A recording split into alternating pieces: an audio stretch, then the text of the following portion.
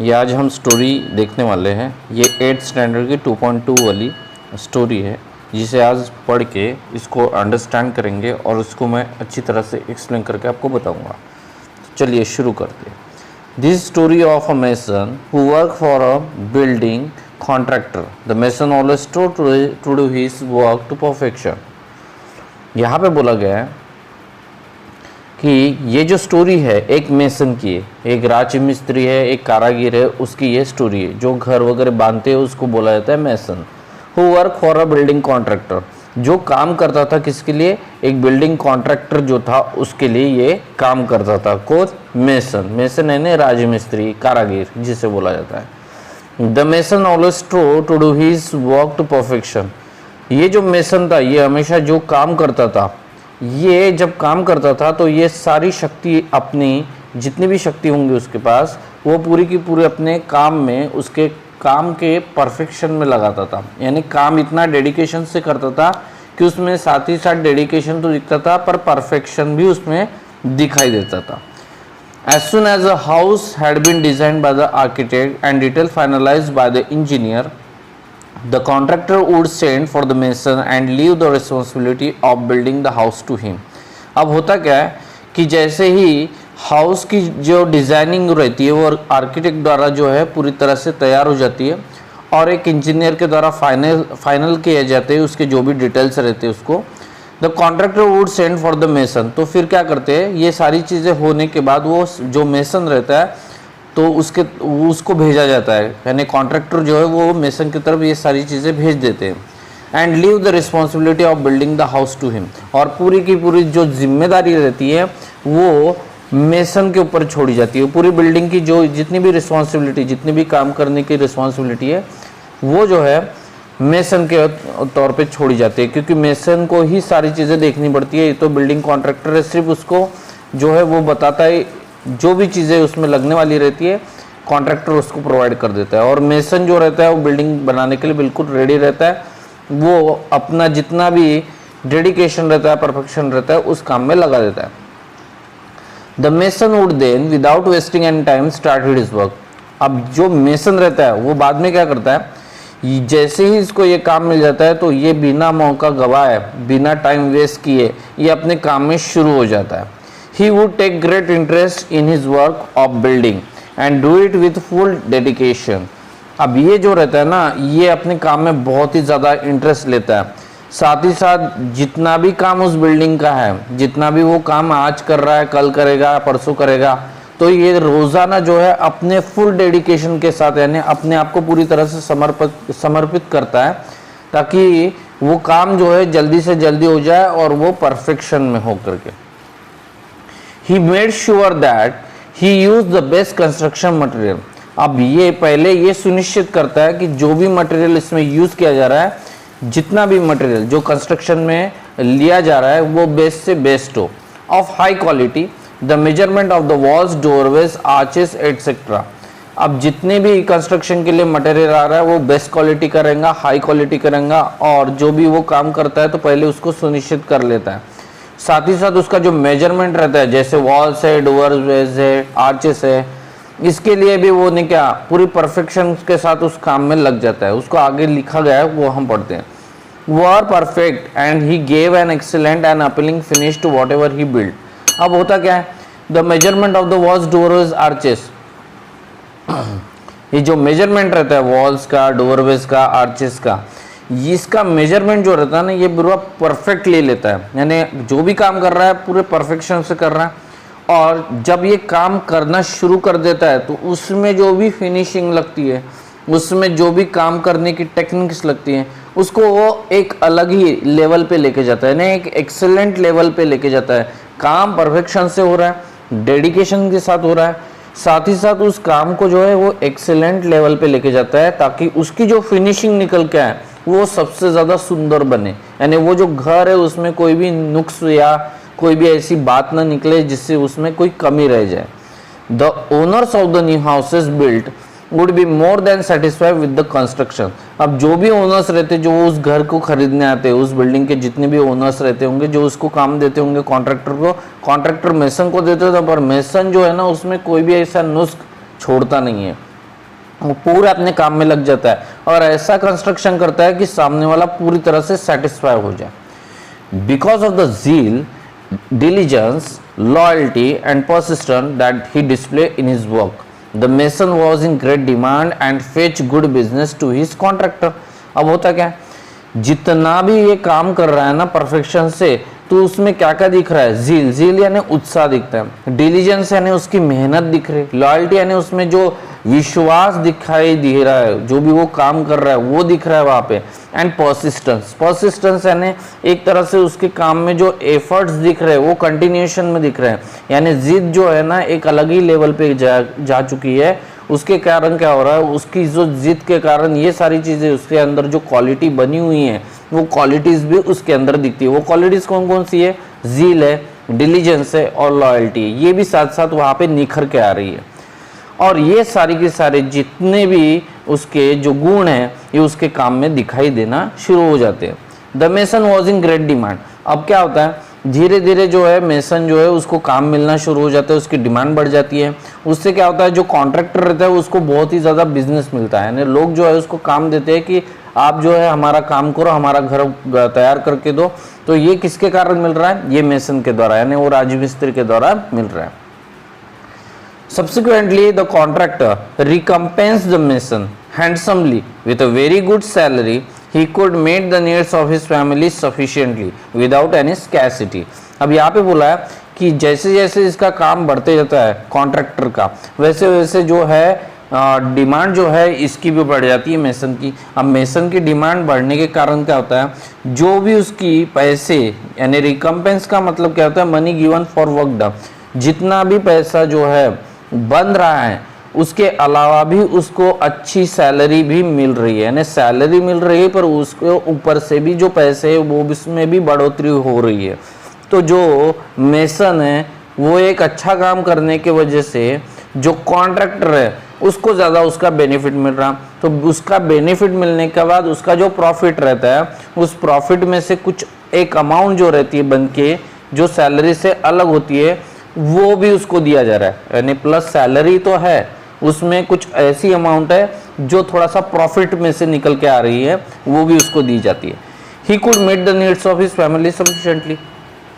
और क्या हो रहा है, उसकी जो ज़रूरतें है मेसन की वो पूरी हो रही है, उसमें कुछ भी ऐसी कमी नहीं आ रही। विदाउट एनी स्कैरसिटी का मतलब कोई भी उसमें कमी नहीं आ रही है, उसकी ज़िंदगी बहुत अच्छे से चल रही है। नेक्स्ट पैराग्राफ पढ़ते हैं। The mason thus continued working with a great devotion for many years till he became a grandfather। अब जो मेसन है ना इसने कंटिन्यू काम करते गया, इतने डिवोशन के साथ करते गया काम कि कब कब वक्त गुजर गया ये भी पता नहीं चला। और ये कब तक काम करते गया, जब तक वो ग्रैंडफादर नहीं बना तब तक उसने ये काम अपना शुरू ही रखा। Then he decided that it was time to retire and spend time playing with his grandchildren। उसके बाद उसने पूरी तरह से डिसीजन ले लिया कि अब जो है वो रिटायर हो जाएगा और कुछ वक्त जो है उसके जो ग्रैंड चिल्ड्रन है उनके साथ खेलने में बिताएगा, ऐसा उसने थोड़ा डिसीजन ले लिया। Being a firm minded person he inform his contractor of his decision to retire from house building. The contractor was very disheartened to lose such an excellent workman and urge the mason to continue his job but to no avail. अब होता क्या है, ये जो इंसान था mason ये form minded था। फॉर्म माइंडेड का मतलब होता है कि कोई भी एक डिसीजन लेने के बाद वो डिसीजन पक्का रहता था, इधर ना उधर। कभी भी वो डिसीजन लेता था तो अपने बल पे लेता था कि उसको करना है कि नहीं करना है, तो डिसीजन था, फॉर्म माइंडेड था। एक बार डिसीजन लिया, कमिटमेंट ले लिया, उसके बाद वो नहीं करता था। He inform his contractor of his decision to retire from house building. उसके बाद क्या किया उसने, कॉन्ट्रैक्टर जो है उसको इन्फॉर्म कर दिया कि मैंने ऐसा डिसीजन लिया है कि अभी जो हाउस बिल्डिंग का काम है मैं वहां से बिल्कुल रिटायरमेंट लेना चाहता हूँ, यानी वो काम मैं अभी फिलहाल यानी पूरी तरह से छोड़ देना चाहता हूँ। The contractor was very disheartened to lose such an excellent workman. अब जो कॉन्ट्रैक्टर था वो बहुत ही ज्यादा दुखी हो चुका था, उसको लग रहा था कि अगर ये रिटायर हो जाता है तो जो मेरी एक्सेलेंसी दिख रही थी काम में एक कॉन्ट्रैक्टर के तौर पे वो दिखना बंद हो जाएंगी, और कहीं ना कहीं अगर इस इंसान को मैंने गवा दिया तो हो सकता है उसको उस तरह का काम आगे जाके नहीं मिलेगा जिस तरह से मेसन उसको दे रहा था। And urge the mason to continue his job बाद में उसने विनती भी की, उसको रिक्वेस्ट भी की कि मेसन को कि आप जो है काम कंटिन्यू करे करके, बट टू नो अवेल, पर इसका कोई फायदा ही नहीं था। The mason had made up his mind and refuse to carry on. Mason ने जो है, राजमिस्त्री ने जो है अपना पूरी तरह से मन बना लिया था और आगे जो है काम करने के लिए उसने मना भी कर दिया था। फाइनली आखिर में क्या होता है, the contractor convinced the mason to build one last house on a beautiful and convenient site as a special favour. The mason agreed to do so with great reluctance, not too happily either. अब यहाँ पे बोला है आखिर में क्या होता है, finally the contractor convince the mason, कैसे तो भी उसने मेसन को कन्विंस किया, उसका जो मन है उसको कहीं ना कहीं उसने जीत लिया।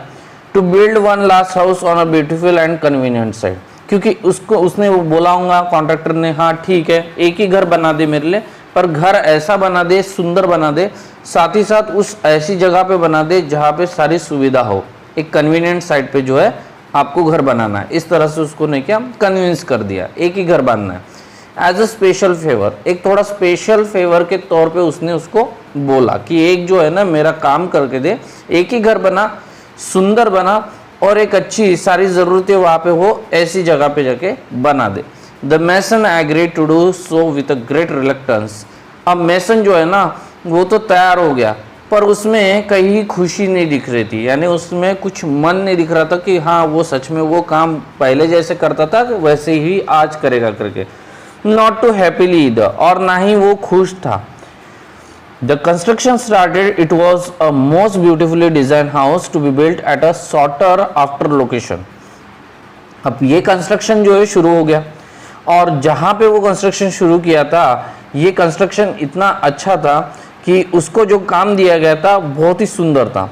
और it was a most beautifully design house to be built at a sought after location. इसका मतलब क्या होता है कि ये जो घर बनाने जाने वाले थे ये बहुत ही अच्छे से सुंदर तरीके से डिज़ाइन किया गया था, इसको किस तरह से बांधना है करके, और उसके लिए उन्होंने जगह भी ढूंढ ली थी। However the mason could not put his mind and heart in his work. पर इसके अलावा क्या हुआ, ये जो राजमिस्त्री था, मेसन था, इसने बिल्कुल भी अपना मन उस काम में नहीं लगाया, ना ही उसका दिल उस काम को करने के लिए रेडी था। He did his work very रफली एंड केयरलेसली। और उसने जो भी काम किया वो बड़ी रफली किया, यानी पूरी तरह से ध्यान न देने के कारण जैसा हो रहा है वैसे उसने बना दिया, और बहुत ही ज़्यादा केयरलेस हो गया था, यानी बिल्कुल भी ध्यान नहीं था उसका उस काम में।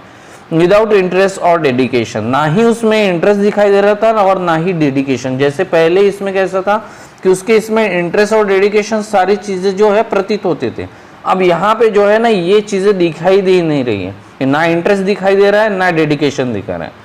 Even the building material used was of low quality, but he did not care. He simply wanted to complete the job in haste and finally retire. अब जो भी काम उसको मिला था तो उसमें जो है वो एक तो ध्यान नहीं दे रहा था, ना ही इंटरेस्ट दिखाई दे रहा था उसके काम में, और जो भी बिल्डिंग का मटेरियल यूज हो रहा था वो था लो क्वालिटी वाला, और उसको उसके बारे में कुछ भी एक जानकारी अगर होंगी भी तो वो उसकी तरफ बिल्कुल भी ध्यान नहीं दे रहा था। वो सिर्फ एक ही काम करना चाहता था कि जल्दी से जल्दी ये काम खत्म हो जाए। हेस्ट का मतलब होता है जल्दी से जल्दी ये काम जो है खत्म हो जाए और ये आखिर में रिटायर हो जाए। The house was ready either than expected, very रफली made structure, weak walls, poor finish and did not look as good at all as design.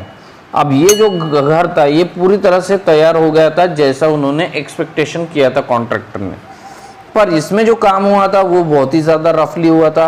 इसके जो स्ट्रक्चर्स थे वो कमज़ोर थे, दीवारें कमज़ोर थी, फिनिशिंग बहुत ही पुअर थी, यानी उतना फिनिशिंग उतने अच्छे से नहीं किया था। जो भी पेंट वगैरह उसने लगाया होगा, जो भी उसने वहाँ पे काम किया होगा, लकड़ियों का दरवाजे बनाए होंगे, वो भी बिल्कुल अनफिनिश था।